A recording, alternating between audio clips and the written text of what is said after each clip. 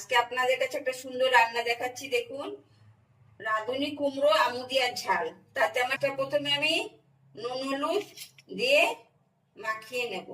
বন্ধু, ফ্রাই প্যানে একদম অল্প তেল দেবে। এইভাবে মাছটা খালি সাঁতলে নেবেন। জাস্ট দিচ্ছি এক টুকরো, বড় এক টুকরো আদা দেব, রসুন, লঙ্কা, পেঁয়াজ,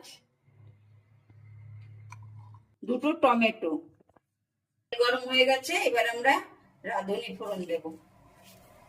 কুমড়ো গুলো দিয়ে দেব, পেঁয়াজটা দিয়ে দেবো, একটা কুচানো পেঁয়াজ, একটা কাঁচা লঙ্কা চেরা আছে সেইটা দিয়ে দেবো।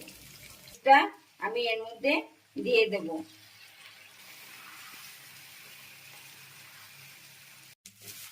দিয়ে দেব অল্প জল দিয়ে দেবো, গুলো উপর থেকে সব দিয়ে দেবো।